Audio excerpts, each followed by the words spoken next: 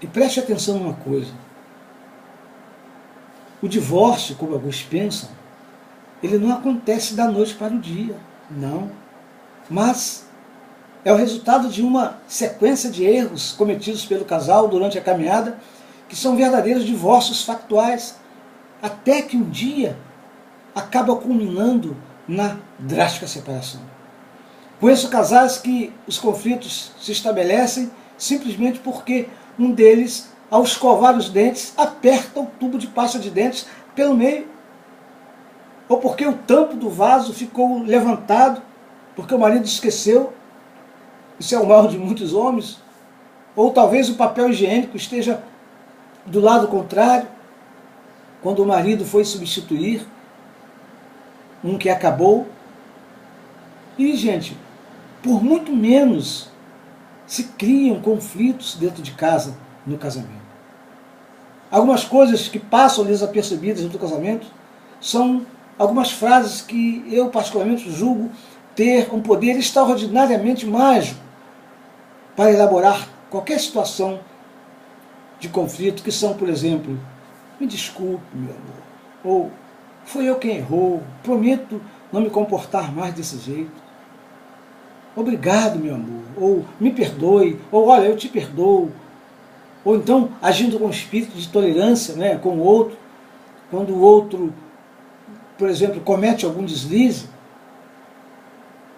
né, ele diga, olha, meu amor, não se preocupe, poderia ter acontecido comigo também isso aí, né, eu não estou isento de repente passar por essa situação, olha, não se preocupe, vai dar tudo certo. Agindo assim, queridos, evitaremos provocar muitas feridas no coração do nosso marido, da nossa esposa. Porque quando estamos saudáveis e não estamos machucados, pode ser que não sintamos dor. Mas quando existe, né, o menor hematoma no casamento, né, devido a anos a fio de indiferença ou de longos momentos de falta de educação praticados um contra o outro, tudo isso, não é, vai minando a resistência do casamento. E essa falta de educação que acabei de me referir, ela caracteriza-se por pequenas atitudes ou palavras que em momentos inadequados são mal faladas. E isso, gente, pode gerar uma discussão ou evoluir até mesmo para o estágio da agressão verbal ou até mesmo, para o pior, a agressão física. Como aconteceu certa vez que uma esposa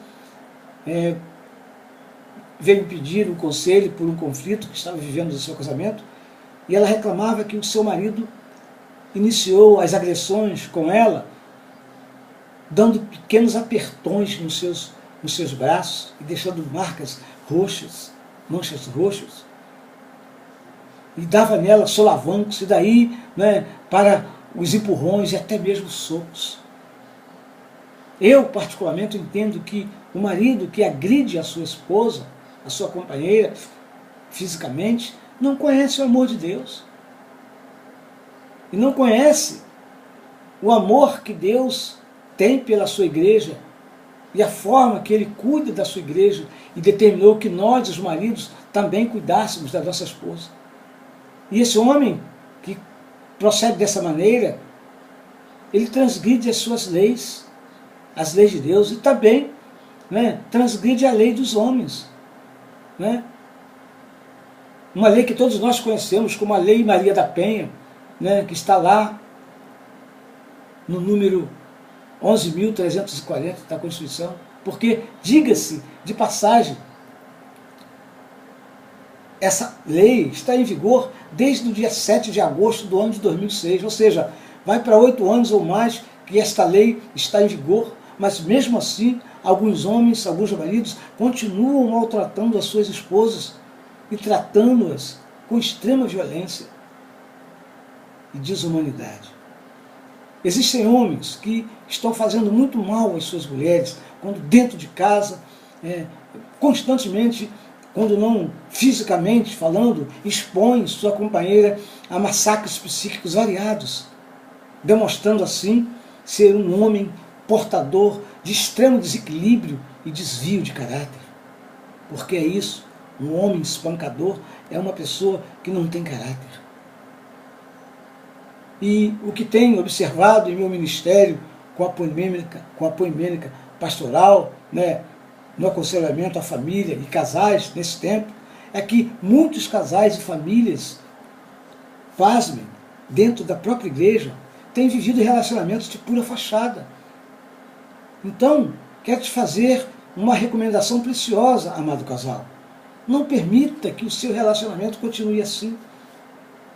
Procure ajuda, pois você está enganando a si próprio se continuar dessa maneira. Porque, senão, o seu casamento, a sua casa, o seu lar, pode acabar se transformando em um verdadeiro túmulo que exala cheiro de morte, ao invés de um lar que exale o perfume de Cristo. Não é? E tornando-se esse lar um espaço onde seus sonhos já morreram por causa dos constantes conflitos não elaborados, por você não ter tido, não ter se aberto para buscar ajuda do seu pastor ou de um profissional, né, de aconselhamento familiar. E assim as coisas vão ficando crônicas e vão chegando a um momento em que a sua relação fica insuportável. Quantos assassinatos têm se concretizado, né, tendo seu início com pequenas desavenças, algumas que até são denunciadas, né, onde as mulheres vão lá, denunciam nas delegacias, mas que acabam culminando na morte de um dos dois. Né? E pensando nisso, ao contrário, pense em construir o seu relacionamento, valorizando as pequenas coisas, os pequenos gestos, as pequenas gentilezas, porque elas vão redundar em grandes conquistas. E cabe uma pergunta: onde estão os maridos das pequenas gentilezas, que são capazes, né, de promover as grandes conquistas? Te pergunto, marido, qual foi a última vez que você foi com sua esposa ao cinema assistir um bom filme? Ou a levou a um bom restaurante para um jantar a dois? Quando foi que você chegou em casa com uma rosa, que seja uma solitária? Ou tenha contratado um florista, né, para presenteá-la com um buquê de flores? Uma outra atitude de extrema importância no relacionamento é o poder do elogio. Todos sabemos, pesquisas apontam que a mulher é movida a elogio. Você tem tecido algum elogio por algo que sua mulher tenha realizado, ou mesmo dizendo que ela está bonita? Ou mesmo um presentinho inesperado revelando a sua presença amiga? Não deixe, querido, passar a oportunidade de dizer à sua esposa que a comida que ela fez está deliciosa, ou que aquele cafezinho que ela preparou para você com tanto amor caiu no teu agrado. Às vezes, no dia a dia do relacionamento, passamos por cima de algumas pequenas coisas e deixamos de dizer o quanto apreciamos aquilo que a nossa companheira faz de bacana. Precisamos verbalizar e, acima de tudo, praticar os pequenos gestos de carinho e que produzem grande satisfação no coração do nosso parceiro conjugal. É incrível como temos presenciado muitos casamentos passando por sérios problemas e até mesmo sendo destruídos por terem dado lugar ao espírito de egoísmo e da falta de arrependimento, da falta de liberação de perdão. A Bíblia diz que não é bom que deixemos que o sol se ponha sobre a nossa ira. Nunca durma, nunca vá para a cama sem perdoar a sua esposa ou receber o perdão dela. Em todas as abordagens, gente, de aconselhamento conjugal que tem feito, nunca vi em nenhuma situação em que uma das partes tivesse 100% de acertos diante das crises instaladas. O que tenho observado é que dos dois lados Sempre existem erros e situações que precisam ser mudadas. Mas para isso, é necessário que as duas partes reconheçam e desejem efetivamente passar por uma mudança radical. Compreenderem que erraram e confessar o seu erro.